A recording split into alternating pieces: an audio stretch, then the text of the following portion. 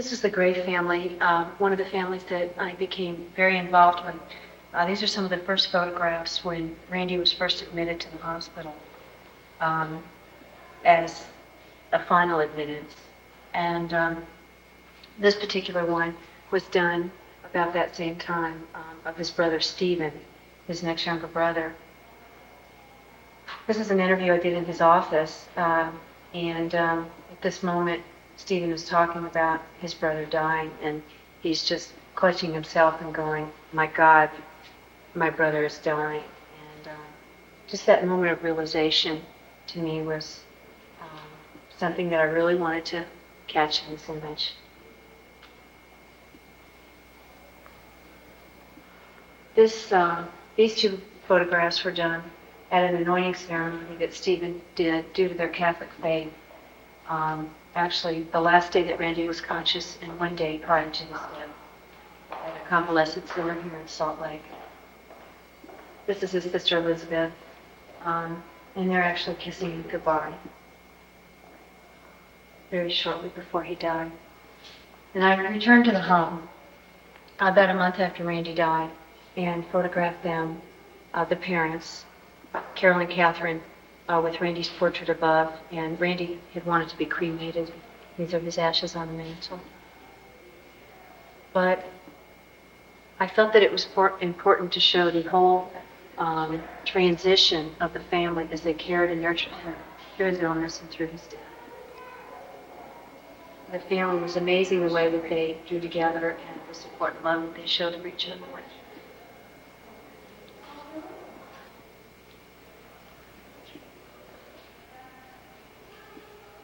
These are photographs of Michael, who lives in Logan, with his friend Brian. And this actually is a picture of Michael with his grandmother, Bessie. She lives in Wellsville, Utah, and it was really important to me to capture an image of someone of her generation. I believe she's in her late 60s, that is really supportive of someone with AIDS, and especially being in a rural community of Utah. We were just taking a picture of Michael and Bessie on a sofa, and I said, "Mike, this is really boring, just sitting there with your grandmother." And that's when he jumped in her lap, and we got this picture. But I asked Bessie to write a one-page statement about what it means to her, to have Michael being HIV positive or with AIDS. And she wrote 3 pages, and I'll just read a little bit of it. It says, "I am Mike's only living grandma. He is the oldest of 24 living grandchildren. As a teenager, Mike was very intelligent, bright in school, very active in many ways. He worked inside the house and outside, helping with all the chores that had to be done." And then she just proceeds to talk about what he was like as a little boy, how afraid she is that he may be sick, and how important it is to her to take care of him when he does, and if he does become sick. And she ends it with, "Mike has a very likable personality. Bessie Nielsen, Michael Hall's grandma." And this is Michael with Brian, his mother, and Michael with his sister.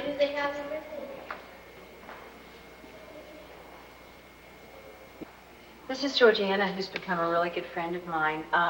We had photographed her several times and nothing seemed quite right. And then one day she told me that she was the #1 female pool player in California for many years. And so we took off to the pool hall, got a pitcher of beer, and that's when we got this shot. And Georgiana was diagnosed earlier this year, but she has a wonderful, positive attitude and just is a really beautiful spirit and a real example of the way people can live their lives fully, even with the threat of an untimely death.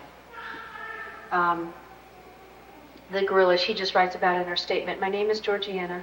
I have been diagnosed HIV positive since February 1990 when I had a hysterectomy for uterus cancer. My friend Vicky brought me the gorilla in the hospital and was there with me every day. I have no family in Salt Lake. At first I thought I could handle it by myself, but you can't. You need to be around other people who understand. And I've been very lucky to have the people surrounding me from my church and the AIDS Foundation." This is her with her gorilla that she got from the hospital.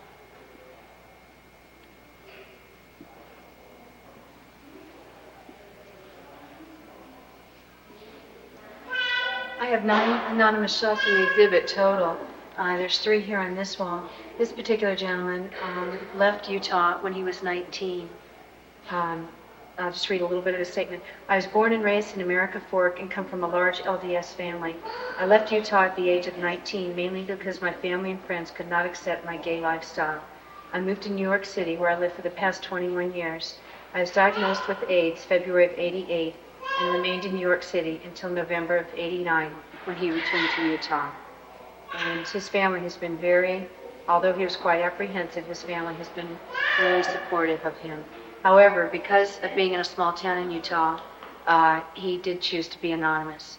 He's quite outspoken about his situation, but his family, he has 8 siblings, I believe.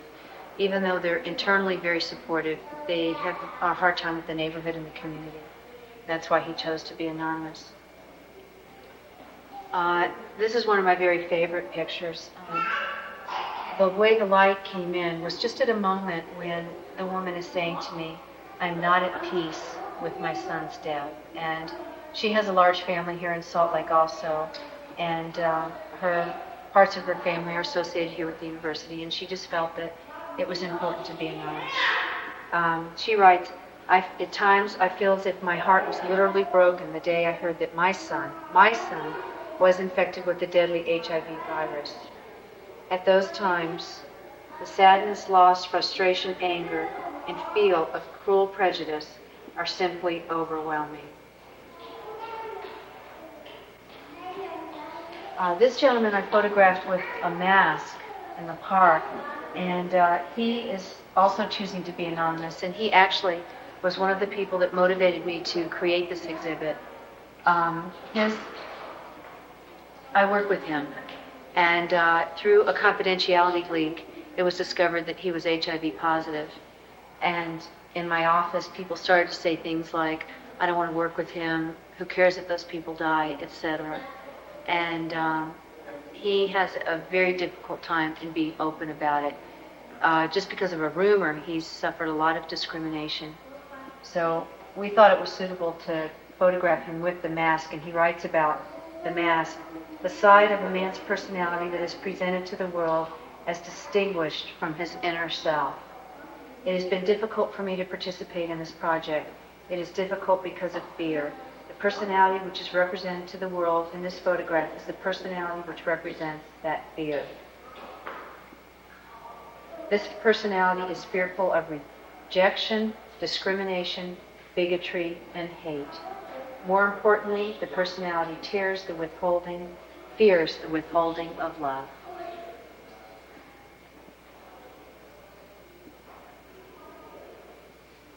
These are 2 other anonymous shots that really mean a lot to me too. This woman is a nurse and in a hospital, and she's also HIV positive.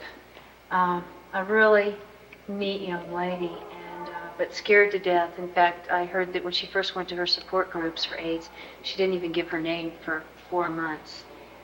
She actually came up with the idea of photographing an empty hospital bed because it signifies not only her disease, but also her profession. And we write here, she writes, I work professionally in the nursing field, and I'm also a person with AIDS. The hospital bed being empty signifies the double life I'm forced to live, being a nurse and having AIDS. I spent a lot of time in the hospital as a patient and also taking care of patients while at work. I wish I could tell my coworkers about my HIV status, but the hospital administration has advised me to keep quiet. So it's really a contingency of keeping her position, that she not be public about her disease. And that's definitely understandable that people would be afraid of a nurse that's HIV positive.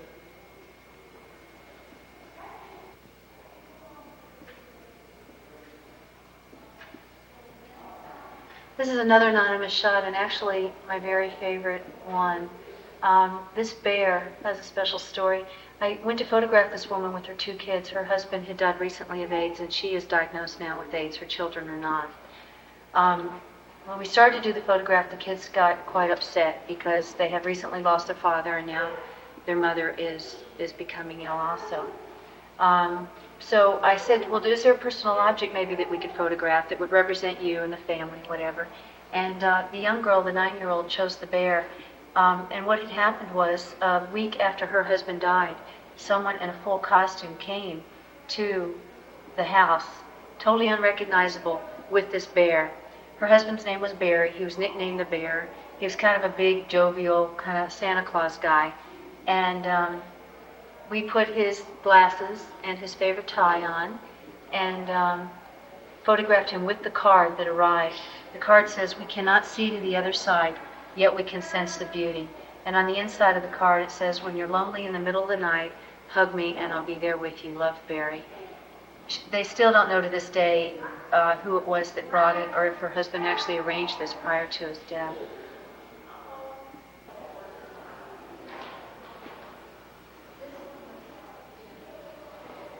This young man has suffered an intense level of discrimination and major depression after he found out he was HIV positive, a lot of loneliness, and difficulty within his family.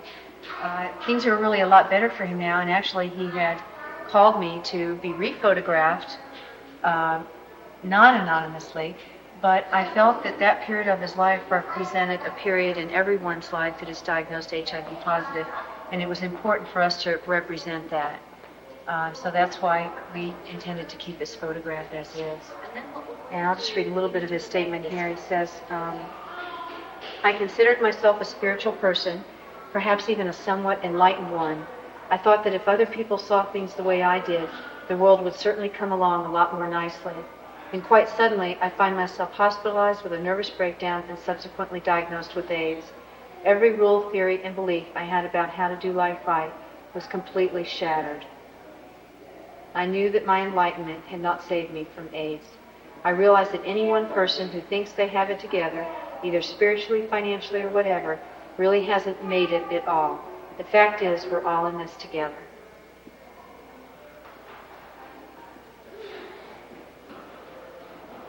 This is the Brown family, who I felt very honored to meet. I found out about them quite late in the project, but I feel like their inclusion has really added a lot.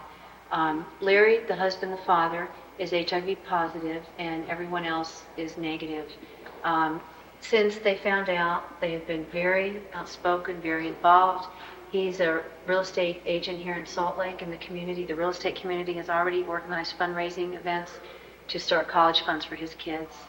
And as you can see, they live in a very nice home in suburban Salt Lake.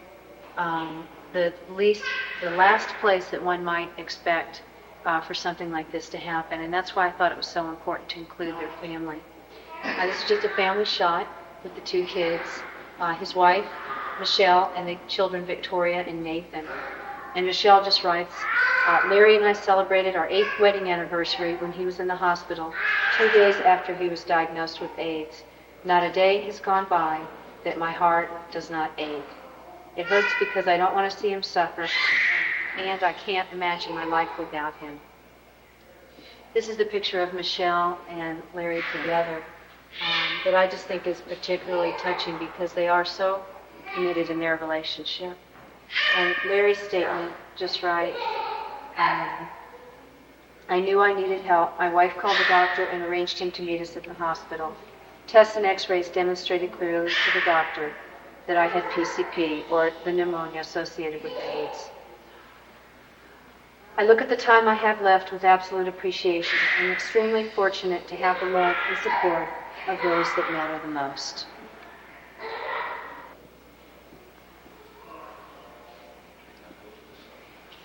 And these are the two Brown children that I think are particularly significant. Nathan wrote, "I found out about my dad having AIDS when he was in the hospital. It scared me at first, but now I understand it a little better. My friends don't know yet, but it scares me because I wonder if my friends will like me anymore.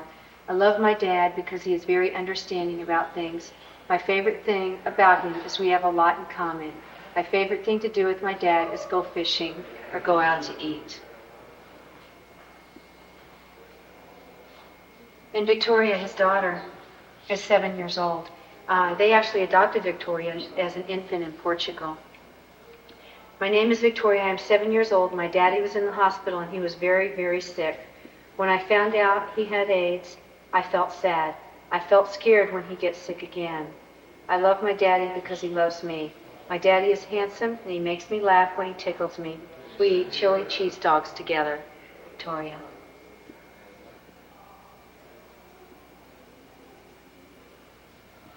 This is Tyler, 5 years old. Tyler, his mother was an IV drug user. He's actually been a doctor. His legal guardian now is his aunt, Carolyn Spriggs, who is director of the PWA Coalition here in Utah. This is Tyler in front of all his toys, and I just had said to him at that moment, Tyler, why don't you pick up a book? And when you look closely at the photograph, you can see that the name of this book is called The Truth. And I like the image because it's almost as if the materialism surrounding him is not significant, even if he is 5 years old. It's more the importance of what the rest of his life is about. And he really has become a leader in living life fully and actively, and he knows what it's about. In fact, when he was 2.5, we have his statement here that he said to his mother, when I get really tired, then I'll go to live with Jesus, but I'm not tired yet. This is Tyler with one of his new puppies and with his sister here, Stephanie, who's 16. This is just at one of the quiet moments. He would race around, climb trees, and do tricks on his bike, and then he'll come back and rest for a little while. But really, that's the only difference that I could see with another 5-year-old, is that he just has moments where he needs to just sit in the grass for a few minutes and recharge.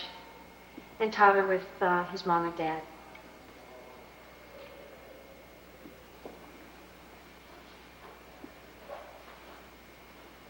This is the Oles family, the only hemophiliacs that I could find to photograph. They're from southern Utah, a small town. It was very courageous for them to allow me to photograph them and to speak about this part of their lives. The mother, Cheri, she has 2 children, Kurt and Casey. Casey's 21, quite sick. In fact, he was hospitalized yesterday.